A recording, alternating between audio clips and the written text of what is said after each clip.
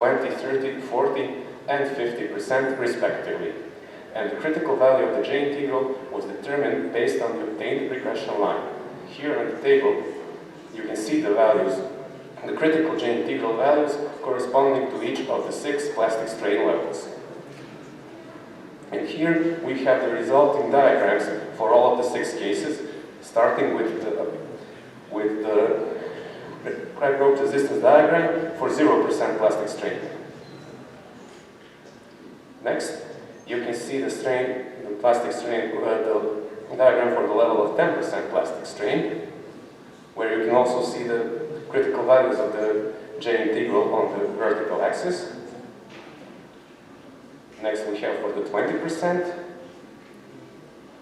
for the 30%, 40%, and finally for the 50% plastic strain. The integrity assessment for the tanks that was shown here involved a series of complex tests and the analysis of stress distribution and mechanical properties of all zones within the welded ferrite steel. At this point, it should be mentioned that here it was assumed that the crack was located in the parent material as opposed to the usual scenario where it is located in the heat-affected zone or the weld metal.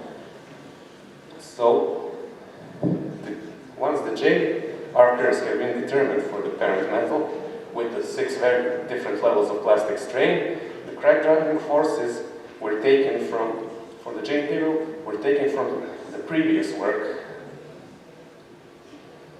And here, in this table, you can see the stress at which stable crack growth initiates and the corresponding critical crack length as well. Of course, once again, for the 6 different levels of plastic strain. You can see that with the increase in plastic strain, the crack growth initiation stress decreases, and so does the corresponding crack length. It should be mentioned that the values obtained here are still lower than the values which will be obtained in case of the crack being located in the weld metal or the heat-affected zone. So we can conclude that the presence of a crack in the parent metal with the properties which include high ductility and good and exceptional strength hardening will not significantly threaten the integrity of the welded joint itself, even when there is considerable plastic strain present in the parent material. This, as stated, was because the parent material maintains a relatively high resistance to unstable crack growth even in conditions of extreme plasticity. Thus, the research presented in this paper has proven that with the application of elastic plastic fracture mechanic parameters, it is possible to assess the integrity of crash equipment while taking into account all of the different zones within the weld and joint and their mechanical properties, which are of great importance, especially when dealing with heterogeneous welded joints. So, thank you for your attention. Thank you for a nice presentation, and the presentation is open for questions. Yes, please, Professor Nasser. Okay. You have used square root of J in the evaluation. What is the physical reason behind it? Well, that I'm not sure. It was taken from a colleague's PhD. I didn't do it personally. Okay. So they said it's better that Because way. J integral has real physical explanation, but square root of J. That sounds confusing to me as well. They say it was better in this case, and I have to take their word for it until I figure out myself. Thank you. Thank you. Do you have any other questions? Thank you once again.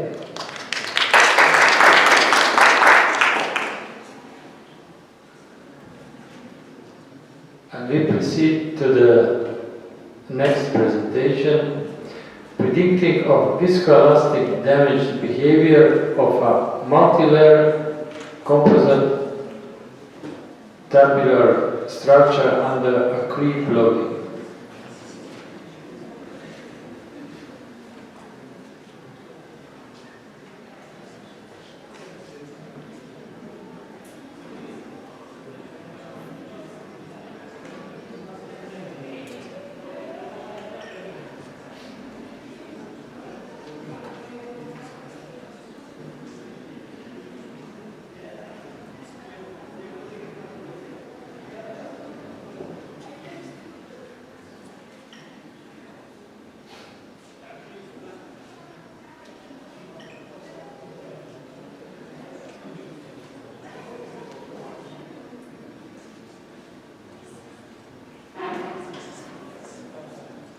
Assalamu alaikum. Ladies and gentlemen, good morning. My name is Abdelhamid Abouala, student doctor at University of Hasiba bin Bouali, Shlef. Thank you. The title of my project is Prediction of Viscoelastic Damage Behavior of Multilayer Composite Tubular Structure Under Creep Level. The context of my presentation contains introduction, mathematical formulation, result and discussion, and I finish by conclusion and future work. A composite material. Composite material is a combination between two or more different materials have different mechanical properties. This combination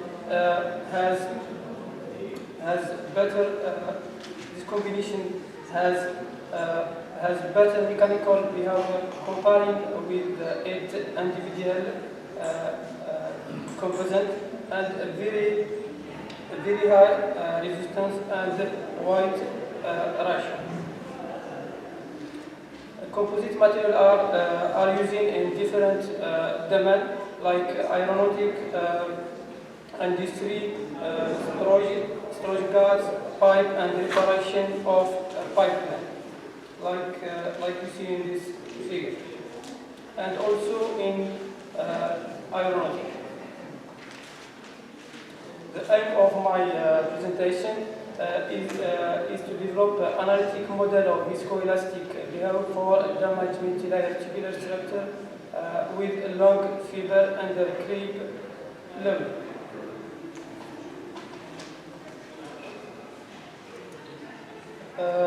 The composite tube is considered like a cylindrical multi-layer as you see in this picture. Viscosity, stress and strain are given by this system of equation. The viscoelasticity deformation is accumulation of element viscoelasticity deformation.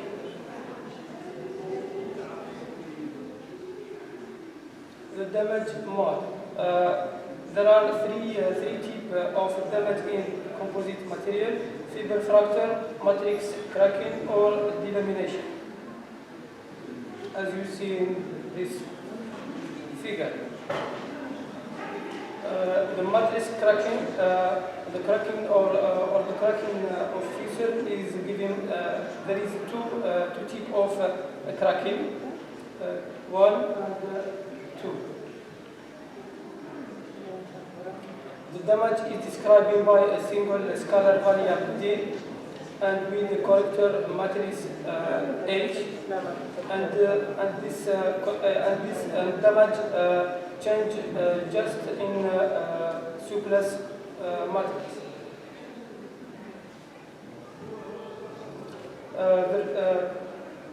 For the resolution of the system equation, MATLAB language are using to code all this equation. The table 1 and table 2 present the mechanical properties glass epoxy and the viscoelasticity parameter. In the first time, I want to validate just the elastic behavior, and I compared the result with other works. In the second part, I would also to validate the viscoelastic behavior with experimental part, and in the end, this figure presents the different crepe, process crepe, and traction process crepe, and traction crepe. For the process crepe, it's the case I think of the patch of reparation pipeline. and the traction and pressure create in case of storage of gas or wind. This figure presents the variation of damage for the 3 types of crane. Conclusion. The objective of this work is to develop an analytic model of viscoelastic behavior coupled to a damage multi-layer. This model, I think, gives a good result. And to continue this work, I propose to take on consideration, future work, take on consideration the plastic behavior, effect of temperature and humidity. And thank you for your attention. Thank you for a nice presentation and for keeping time. Presentation is open to questions.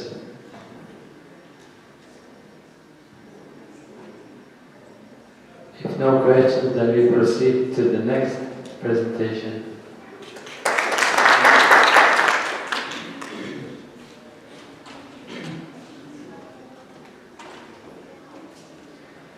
At the moment, we will have one more presentation, and after that, it will be a short coffee break.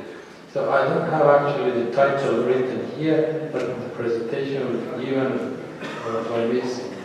Makatowi, if I have read it properly.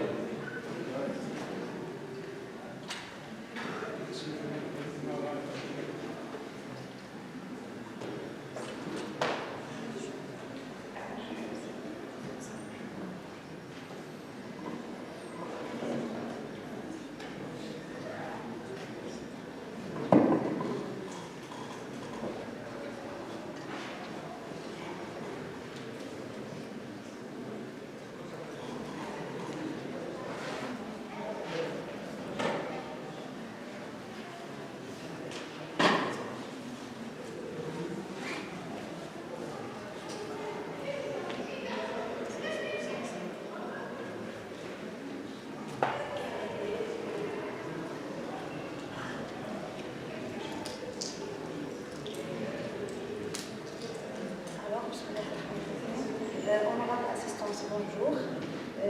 Excuse me, sir, I will speak in French, but slowly. Alors, le travail que je vais présenter aujourd'hui, c'est un travail qui a été réalisé au laboratoire de génie des procédés à l'Université de Pisa. Alors, je suis membre d'une équipe qui travaille, qui traite les sujets d'électrochimie. En parallèle, on fait l'étude physique des matériaux. Alors, je vais présenter le travail sur l'étude expérimentale de la corrosion, de l'inhibition de la corrosion de l'acier dans un milieu acide. Alors, la corrosion, c'est la dégradation des matériaux. C'est un phénomène qui touche pratiquement tous les domaines, du circuit intégré jusqu'au pont en béton armé. Alors, c'est un phénomène qui chiffre des milliards de dollars par an. La question qui se pose, comment on peut limiter ce phénomène? Alors, il existe plusieurs méthodes électrochimiques. Les méthodes électrochimiques utilisées, surtout, c'est le revêtement. La première méthode, c'est le revêtement. Les revêtements se sont sous forme soit de peinture, soit électrodéposition. La deuxième méthode utilisée, c'est la protection cathodique, où on impose un courant. Elle est utilisée surtout pour les pipelines. Et la troisième méthode qui nous intéresse, c'est les inhibiteurs de corrosion. Alors, d'abord, on demande c'est quoi un inhibiteur de corrosion. Alors, c'est des composés chimiques qui sont ajoutés dans un milieu corrosif et qui peuvent limiter ou stopper la corrosion d'un métal exposé dans un milieu donné. Alors, chimiquement, comment elle est faite cette molécule?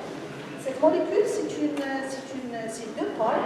Le premier pôle, c'est un pôle chargé, soit positivement, soit négativement. Et le deuxième pôle, elle n'est pas chargée, c'est hydrophile. Comment on peut expliquer ça physiquement? C'est quoi? Oui. Alors, comment on peut expliquer ça?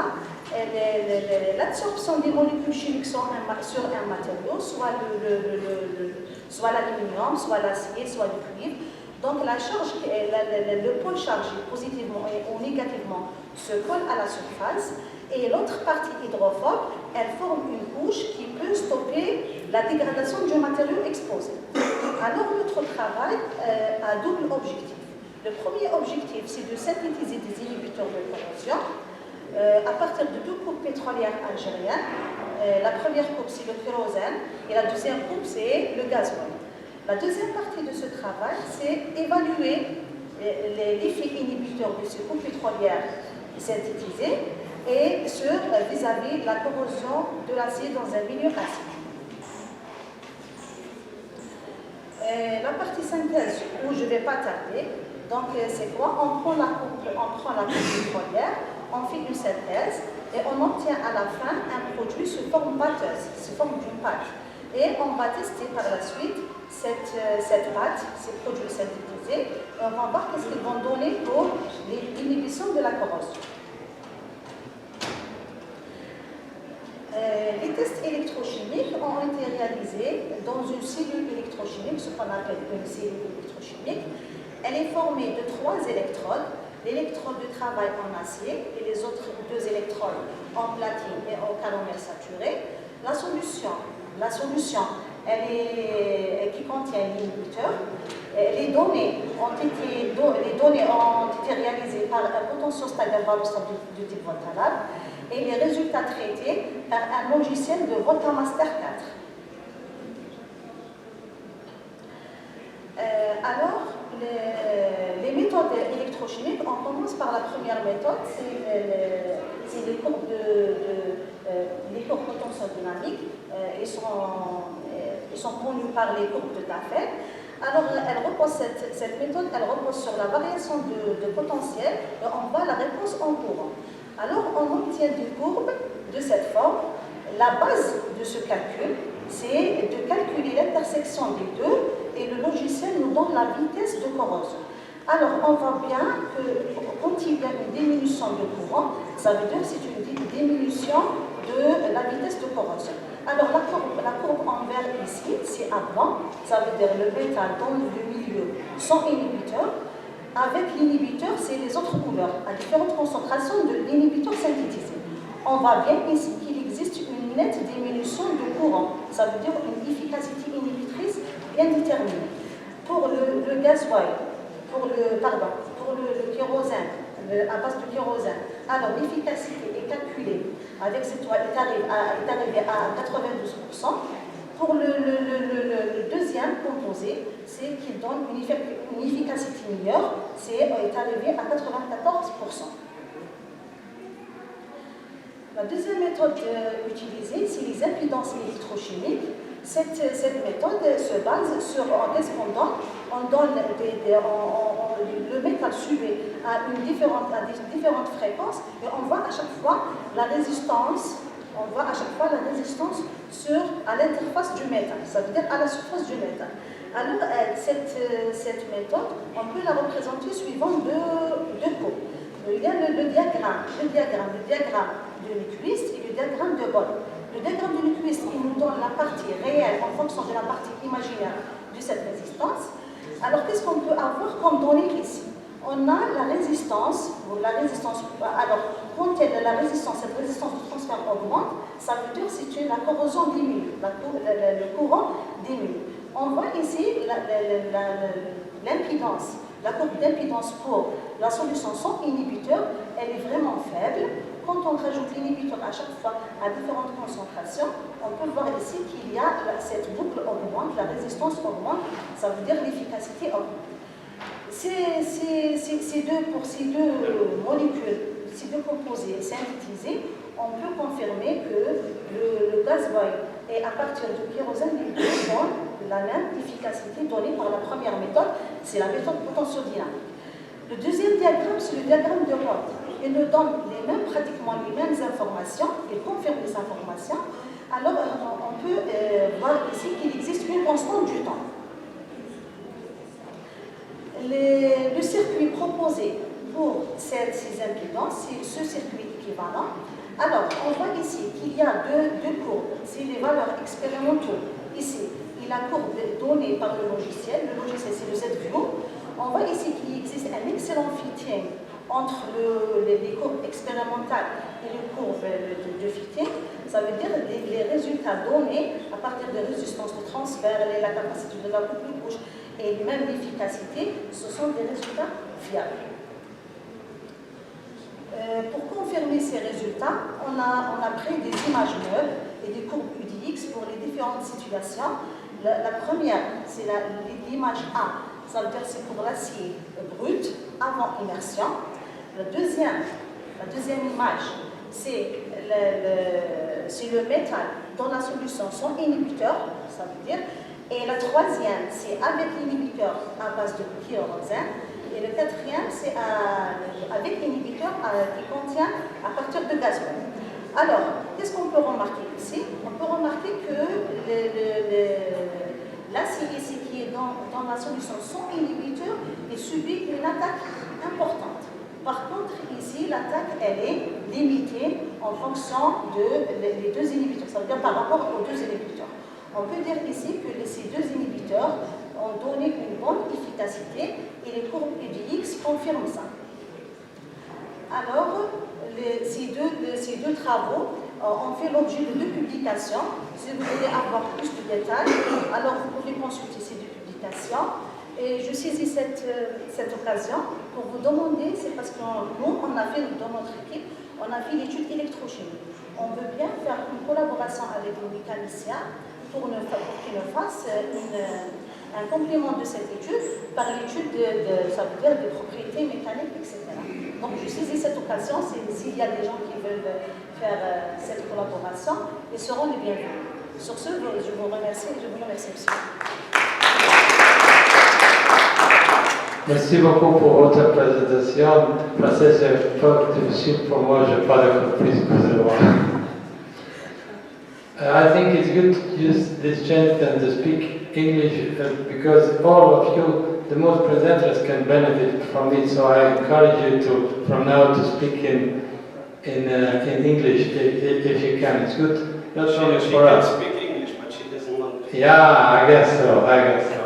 So now we have a short coffee break, and after that, please discuss in French during coffee break. Only if you ask in English, please proceed. It's too much. We have 2 presentations in French and it's supposed to be in English, you know. Is it in English? Yes. Among these techniques, protection techniques, what technique is most efficient? La technique la plus efficace. C'est ça, efficace. Voilà. Je m'excuse encore une fois pour le français. Alors, ce sont des méthodes complémentaires. Ça veut dire quand on commence par les méthodes les plus simples. Ça veut dire qu'il y a une méthode plus simple, on l'appelle la gravimétrie. Ça veut dire c'est manualisation, utiliser des appareils. Les méthodes électrochimiques sont des méthodes plus fiables. Ça veut dire que ça donne plus de résultats plus fiables. Alors, chaque méthode, on commence par les études potentiométriques. S'il y a des moyens, on termine avec les impidances, s'il existe des logiciels. En fait, s'il y a plus de caractérisation, ça veut dire, ce sont des méthodes complémentaires.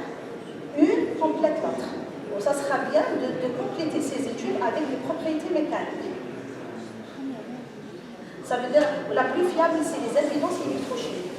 Parce que quand on fait les impidances électrochimiques, on joue sur les fréquences. Les fréquences, généralement, elles ne détruisent pas le matériau. Le matériau reste tel qu'il est. Par exemple, quand on utilise les méthodes potentiodynamiques, donc le matériau sera détruit après le test. Par contre, les impidances, ils ne détruisent pas le matériau. Il reste tel qu'il est. On peut faire plusieurs mesures. Par exemple, je prends une pièce, je fais l'impédance. Après, je peux faire, par exemple, la caractérisation par mètre ou UDX. Donc, c'est la plus fiable, c'est les impédances électrochimiques. On peut donner plus de Thank you. I think we can continue during coffee break. Yes.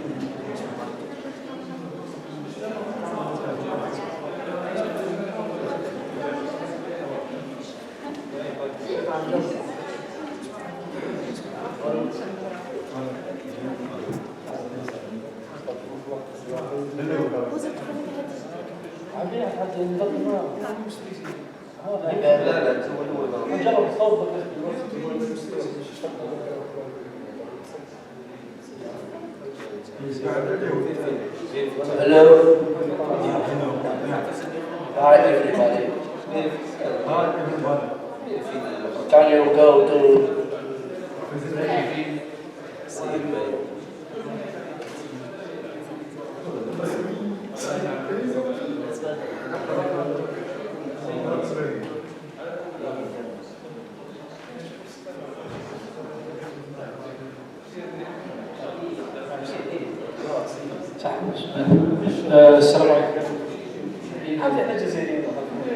Ladies and gentlemen, ladies and gentlemen,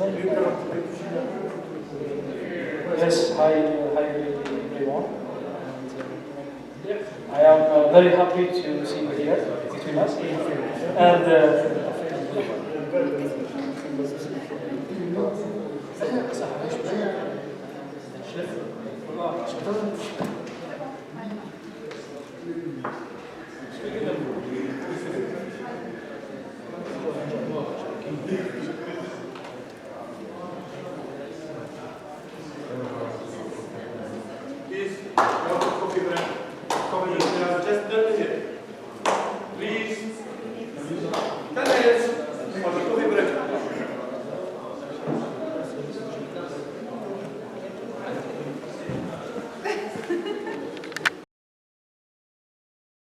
Newtonian power law fluids is a type of generalized Newtonian fluid for which the apparent viscosity characteristics depends with shear rate, and in this case also we can distinguish three different type of fluid related to the n value, and all of them are modulated by Ostwald model. And for example, when we have the n less than 1, we have a shear thinning fluid, or the dilatant fluid are the same now. And when the n equal 1, we have a Newtonian fluid, and when the n greater than 1, in this case we have a shear thickening fluid or pseudoplastic fluid. So overall, our objectives in this study is to analyze through a numerical simulation the phenomena of mixed convection heat transfer of non-Newtonian power law fluids flow separation around the confined square cylinder by superimposed thermal buoyancy and in a vertical confined channel, and exploring the effect of thermal buoyancy on the flow. So the numerical results are presented and discussed in this range of conditions and is limited between 0, 4 and 1, 2. Beta is the blockage ratio which equals 0.2, Reynolds number is 40, and L is limited between 0 and 0.4, and PL is 50. So, as a problem statement and governing equations, that is presented in this figure, we consider a heated square cylinder which is located in the cross middle of a long two-dimensional vertical channel. The fluid flows enters the channel with a fully developed velocity profile and a constant temperature, and passes the cylinder whose surface are maintained at constant temperature. We have D is the diameter of the cylinder, LE is the upstream distance, LD is the downstream distance, H is the large of channels, which is defined by the blockage ratio. As a boundary condition, we have at the inlet fully developed velocity profile, and U of the equals 0 into on the x direction. The T is the TEM. On the surface of the obstacle, we have U and V, the component of the velocity, equals 0. And the T is equal to TW, and the outlet is the Newman boundary conditions which is applied in this study.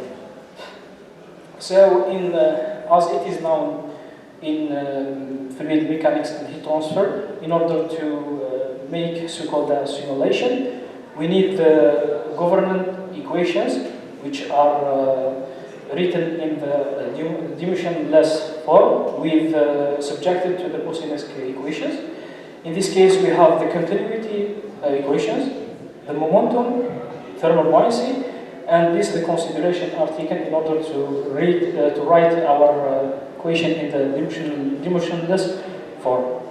So for the non-Newtonian power law fluids, the apparent viscosity dynamic, it can be written in this form, and this is the N which gives us a different type of fluid, and it has a relation to the second invariant of the rate of deformation density.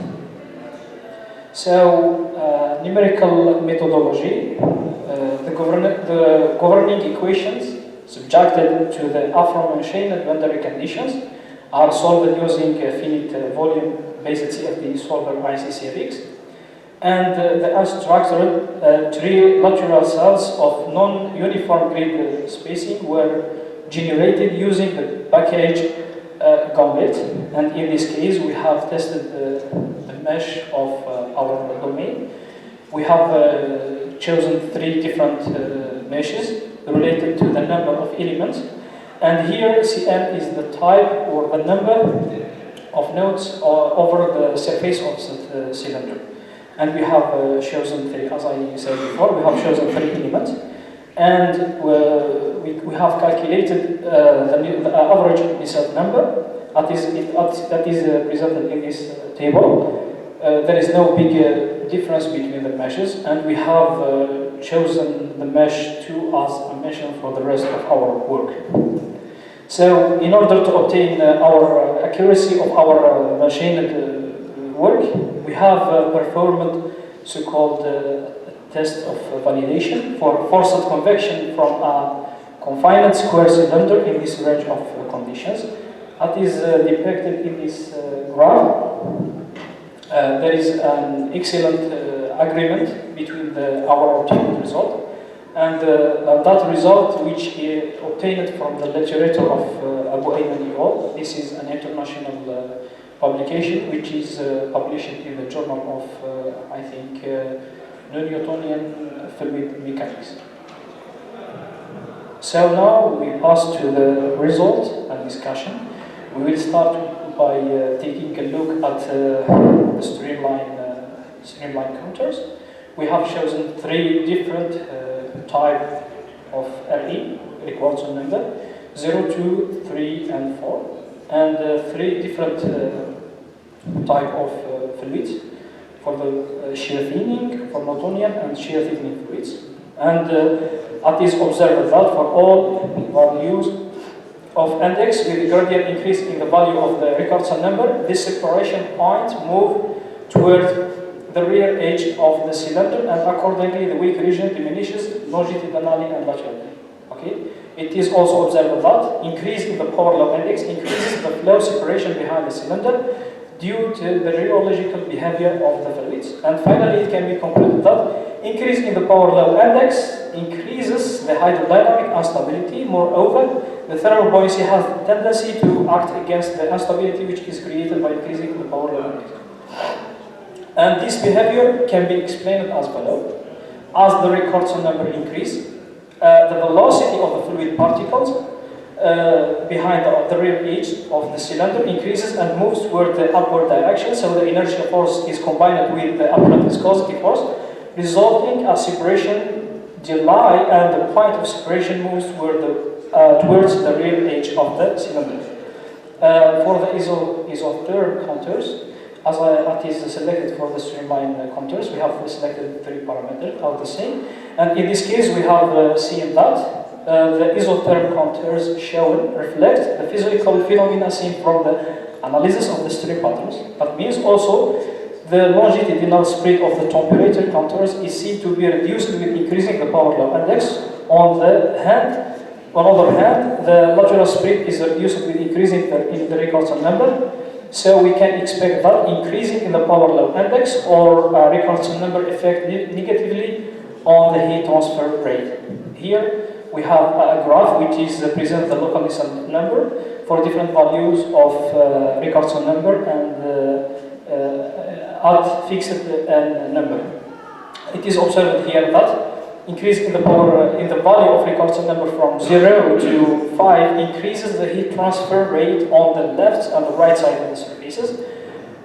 Meanwhile, it decreases on the rear surface due to the vanish of recirculation length, which we have seen in the streamline contours, and which decreases the frictional force, and with the diminution of the frictional force, the heat transfer reduced. Moreover, the local Nissan number keeps the same heat transfer rate at the front surface of the cylinder for all Rickardson number. Here we have presented also the variation of the Nissan number, local Nissan number, at the same conditions. In this case, we have tested 3 different parts of the power law index, and it is observed that increase in the power law index decrease Nissan average local Nissan number at the front of the cylinder, whereas it increases at the rear surface. This due to the rheological behavior of the apparent dynamic viscosity. Finally, the local Nissan number increases at the corner C and D with decreasing the value of the power law index due to the lowering of the apparent viscosity of the fluid, and thus increasing the local Nissan number and thinning the thermal buoyancy layer. And as a conclusion, the obtained result showed that increase in the thermal buoyancy strength causes the separation to delay, and eventually there is no flow separation at all behind the cylinder, resulting a creeping flow around the object. Increasing the computational of the local Nissan number presents that the heat transfer rate increases with increasing the Rickardson number at the right and the left side of the cylinder, whereas it decreases on the rear surfaces of the cylinder. Increase in the Rickardson number keeps the same heat transfer rate at the front surfaces of the cylinder. Furthermore, decrease in the value of the power law index promotes the heat transfer rate at the right and the left sides of the cylinder, whereas it decreases on the rear edge due to the rheological behavior of the apparent dynamic viscosity around the square cylinder. And thank you for your attention. Thank you very much for this interesting presentation. Any question? I have some questions. I hope. Go to the slide when you define the Rickardson number. Yeah.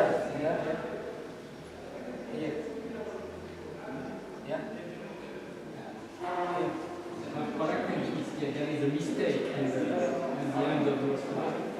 When the Reichenbach number is over 1, it's a forced convection.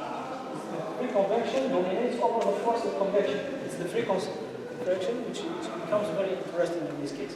And when R is equal to 1, One say have the same impact. You have mixed convection. mixed convection, but with the same part of the forced and the thermal policy, with the same impact factor.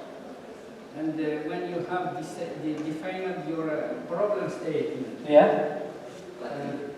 Problem statement here. Problem statement. when you talk about beta, Beta is the blockage ratio. you have to say H is the length of channel. It is defined. Now, beta is the aspirator.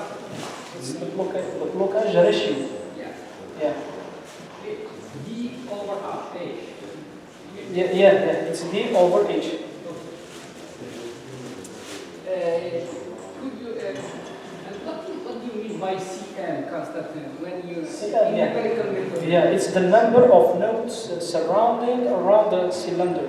It's very important because when we have tested this impact factor in novel work, we have found that there is a big influence, especially over the Nusselt number.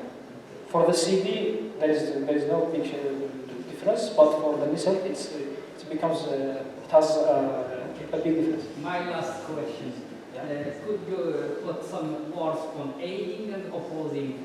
Yes, I have tested the opposing work, but I want to participate with it in other conference. But unfortunately, there is no response up to now. Okay. Any more questions? Juste un remarque concernant la partie biologique.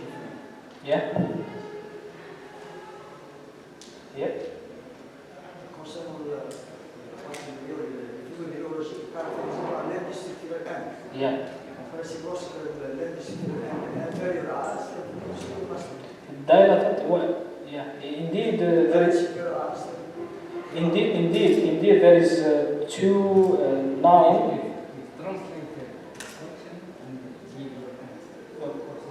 For here, he said that. What's exactly what does it mean? The N. The N is the anti-structural, which gives it's represented a parameter for the non-Newtonian fluids. And with this parameter, we can define our viscosity because in non-Newtonian fluid, the dynamic viscosity isn't consonant with the shear stress rate. It depends with this value.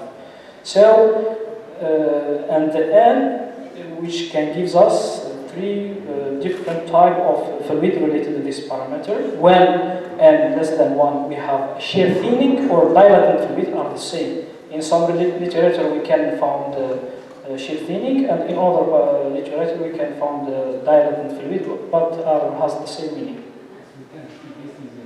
In the figure, yes, this is one. Yes. This is for the This is for the represent the figure which represent the power law fluids. This is for the Bingham fluids.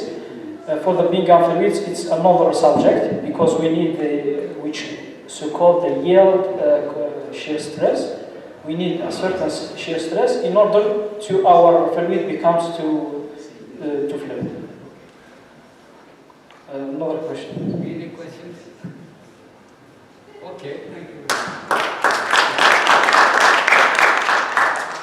The next presentation concerns plastic instability during nobody.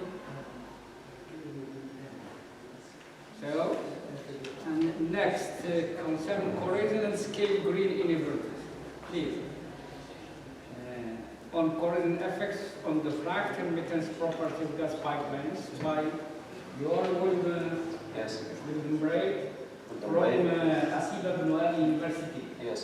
And LETTM Laboratory.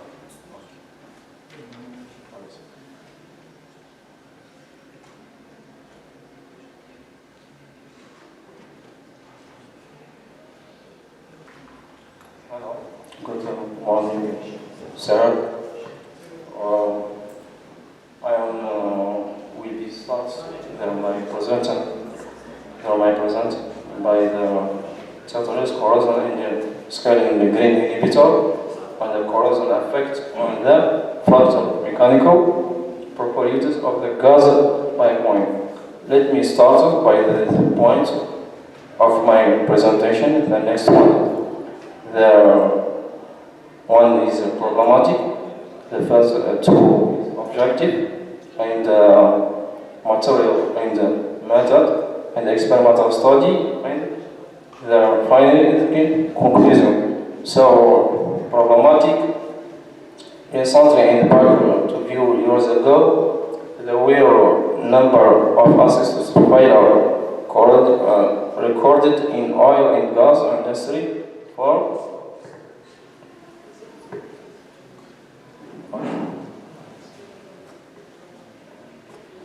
internal corrosion. The report confirmed that the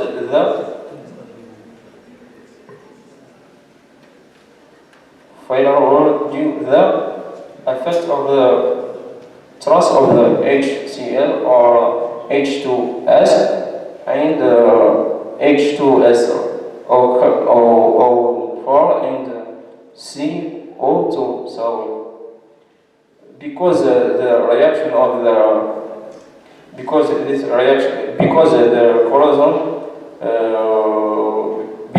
corrosion normally the reaction between the chemical and between the internal phase of the pipeline, this corrosion results by the sour environment inside the pipeline. So this is represent the corrosion inside in pipeline. So this corrosion is the major problems provoked by the petroleum industry and around the world. So when we have the corrosion, so we are this is many methods for protection and the internal corrosion. The next one is pipeline system. This is system for protect our pipeline. So inhibitor injection after pipeline cleaner and inhibitor injection in the new installation. So this photo represents the cleaner system, cleaner inhibitor, pipeline cleaner. So this photo represents the inside the pipeline corroded. The next two represent the pipeline cleaner inside. So our objective is to inhibit the pipeline corrosion using the corrosion inhibitor. This method is based on using an active corrosion inhibitor such as organic components, reliability, and renewable. So the Algeria part of the area part of Algerian initiative, Western Algeria have the specimen inhibitor of the plant. Green. This plant was deposited the industry chemical apartment at the Faculty of Technology, University of the effectiveness of the corrosion inhibitor HOG plant material for inhibitor corrosion of pipeline for oil and gas transportation has been studied by Mr. Farsinas and Ahmed Belghalia and Mr. Khadrawi. So this photo represents the different plants. So by leaves on flower. So this system injects the inhibitor or protect our pipeline. So the mechanical, we have many tests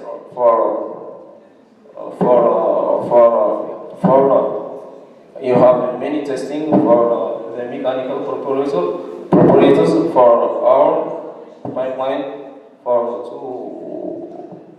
confirm with our study. So between us, the VNH impact energy and cracking opening displacement. So this is material and experimental study. We are using APL 5L X 15.2. So this represents the chemical properties for our steel. Experimental study. The viability of the injection inhibitor method is a study for sharpening the notch impact test specimen. So the sharpening impact test specimen is a bar for 55 meters in length with the score section having a side of 10 meters. It has a sharpened notch machined midway along the length of the specimen. So the second part of ours with my experimental study in the absence of the inhibitor corrosion. So we are the expert with the different we are different concentration of the our sour corrosion. This is when I clear the environment, sour environment. So by the HCl. So this result represent shown with the photo. So the next part, the study in the presence of the inhibitor. So this table represents the result of our study. Okay. So the next one for the table represents our specimen in the environment, in the sour environment, HCl. So the next two, our specimen inside the sour environment with 5% of the inhibitor. So this the third with 20%, and the last 30% of the inhibitor corrosion. So this results in the discussion of results the result of our result experimental.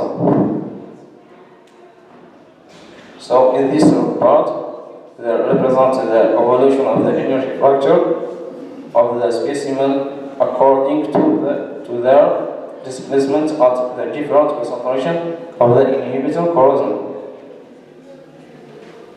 So this on conclusion.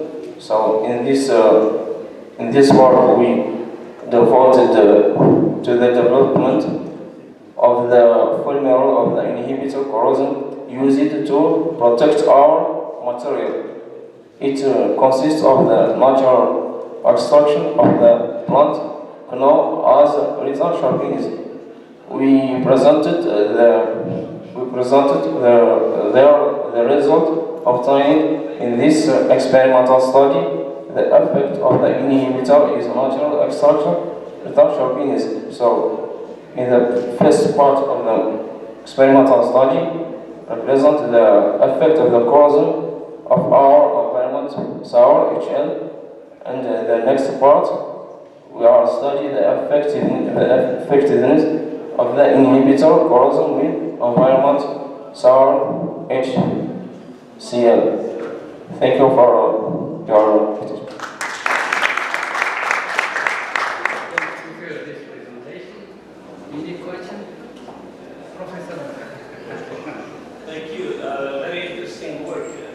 shows like the inhibitor is really affecting the Sharpie. Yes. By how much? You did not. You showed the curves, but in percentage-wise, like if you use 20%. For obtaining the optimal percent for inhibitor course. Well, how much? 20%? Combien de pourcentage? Combien, allez, ça c'est, that shows what? That shows the load as a function of displacement. Displacement, yes. Does that mean that the use of inhibitor reduces? Yes, it reduces the loading, reduces the displacement or the load, yes. The load bearing capacity. Does it increase the load bearing capacity or does it increase the load bearing capacity? Parce que ça c'est le chargement en fonction du déplacement. Yes. Paramétré. Et puis vous avez la référence, ça veut dire sans inhibitor. Yes. Elle est en haut. Oui. Avec inhibitor, les courbes sont plus basses. Non, C'est le contraire. C'est le contraire.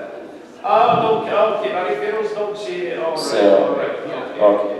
I was surprised, because the Sharpie, in the Sharpie you have... okay, so, yeah, maybe it's the color I cannot see. All right, interesting.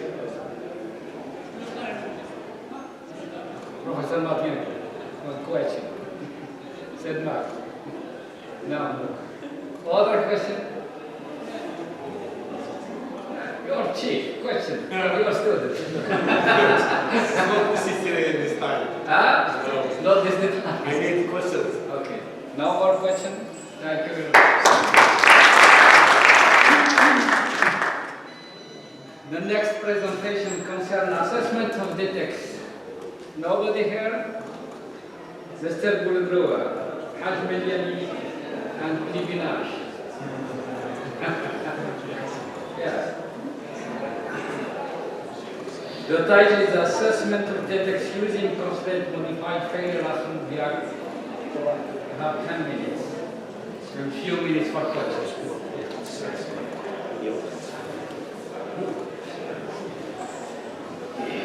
Good evening, everybody. Assalamu alaikum.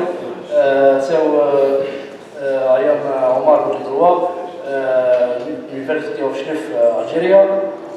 My presentation is about assessment of pipe defect using constraint modified failure assessment diagram. The failure assessment diagram methodology has replaced the three factor mechanic parameter relationship. We have the fractal toughness, defect size, and loading. By two parameter in order to obtain plan representation.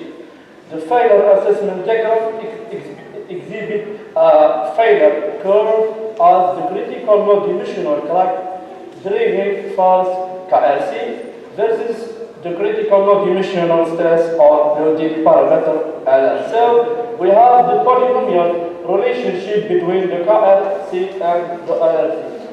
This curve is obtained from fractal toughness that results from specimen test and the high level of stress reactivity. Such condition ensure conservative conditions. So the principle and element of failure assessment diagram. So in the fractal mechanics we have three parameters, three necessary parameters. We have the defect size, the stress, and the fractal toughness. In the failure assessment diagram, we have two parameters necessarily. So we have the LR and the KR. This is the failure assessment diagram. In the first one, we have the failure assessment curve with a blue line. So we have two zones. In the outside, we have the safe zone and in outside side we have the failure zone. The second part we have the assessment part presented here by the KR star and the LL star. The first one is the KR, is the non-dimensional crack deriving faults presented by the applied stress intensity factor by the fractal difference. And the second one is the non-dimensional load presented by the global stress or applied stress divided by the limit stress. And we have the assessment angle, and finally we have the safety factor defined by this equation. So the constraint at the defect type. We have in the equation one, the first equation, we have the William equation, the polynomial equation, and developed by Larson and E.R. Given the second equation is by the stress distribution and defined by the first parameter and the second parameter T here. So in the classical fractal mechanic, this term, the second term, so-called the T-stress, is negliged. In our study, we have take this parameter. So, what is the T-stress? The T-stress is the constant stress which act along the crack direction and shift the opening stress distribution according to the say of this stress. How to calculate the T-stress? In the literature, we have a lot of method for calculating this term. We have the volumetric method presented by Professor Hasbiani. So, T-stress, he gives this T-stress is not really constant as it is in theory. For a short crack, T-stress distribution is stabilized after some distance. So, the material failure assessment curve. In this approach, we have used four different specimens. We have the sand specimen, CP specimen, DCP specimen, and Roman time specimen. For the four specimens, we have calculate the fractal stiffness and the effective T-stress. So we give the material failure master curve presented here. This is the table for the coordinate of the pound for the false specimen. So the construct modified failure assessment curve. The first one we have the non-dimensional load parameter LR, and we have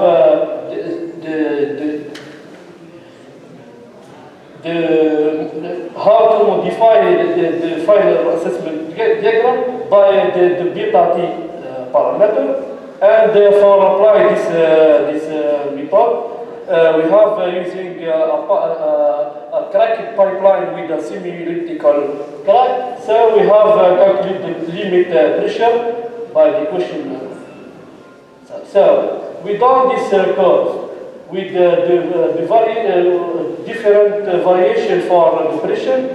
So we done the T effective for different value of pressure. And we compared for the beta T value between the Malinsky method and the volumetric method. So we give the beta T, and after we have done the value of alpha, and we done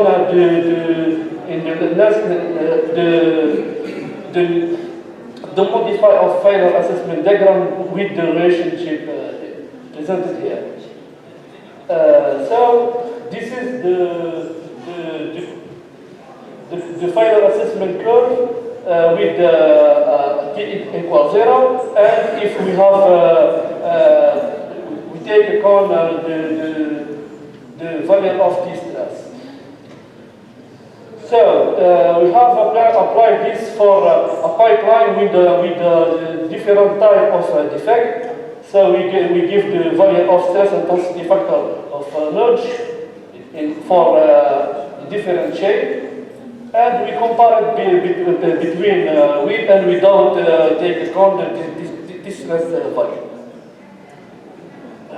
So we have the maximum difference is about 9%.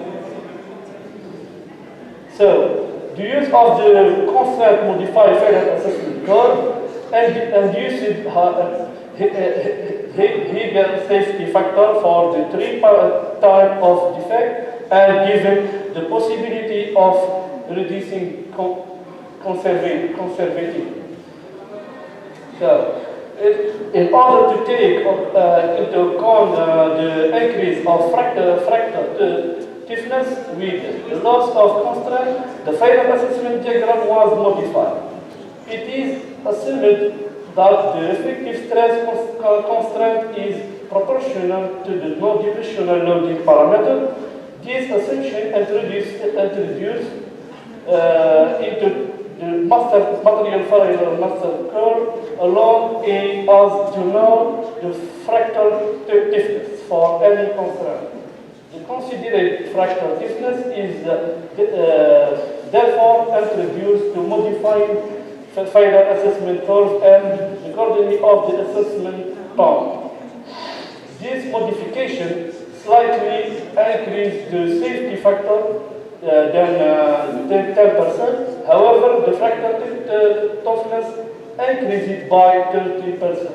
For the specific case described here, constraint modified failure assessment diagram has been proposed using the assumption that the constraint parameter T is proportional to the non-dimensional loading parameter. The minority increase in the safety factor obtained by using a constraint modified failure assessment diagram probably do not justify its use. Thank you for Montel and thank you for your attention. Thank you for this nice presentation.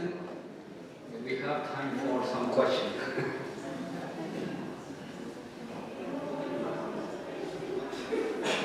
Please. Yeah, so you're saying that it's not worth going for calculating the T-stress and using it in the FAD, in the failure assessment diagram. It's some parallel. No, it's calculated by my professor, and I just take the result and we use this result now. Est-ce que ça vaut la peine de faire d'ajouter you have like 9% maximum? Yes. 9% improvement in yes. That, do you think it's worth it? Est-ce que ça vaut la No. peine? No, I don't sure for my for what.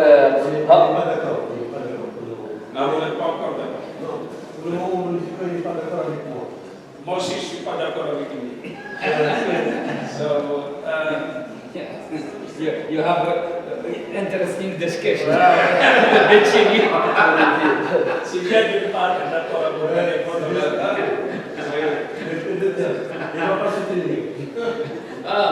No, it's another problem.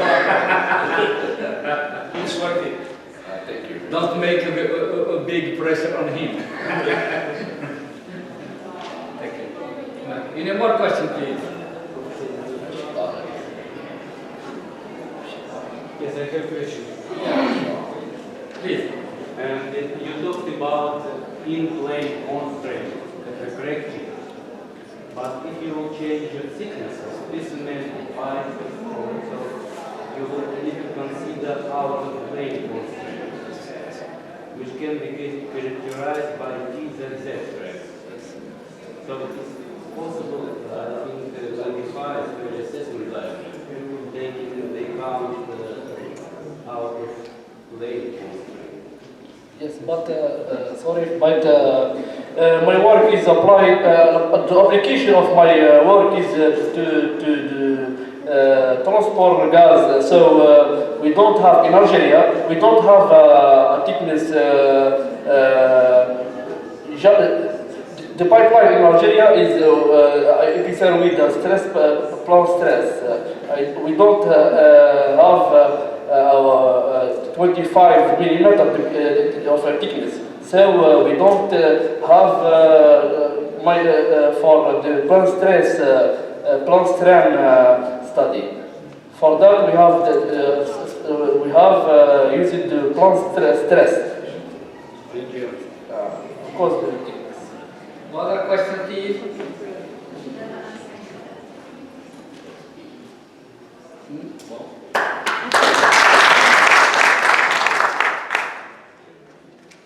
You have one question? Yeah. Small question. More, yeah. A small question. Small question. Please. We have time. For geometry of defect, you choose parabolic form. Semi-elliptical and spheric elliptical, and the last is long plain notch with a V for shape, on V shape, V notch.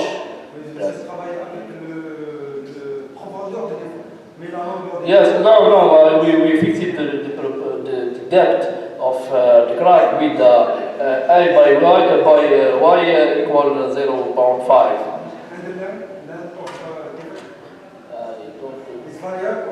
No, we have just one study for A equal L by Y equal 0.5, and we fix it just case for chaque cas on a juste une profondeur خرجنا منه.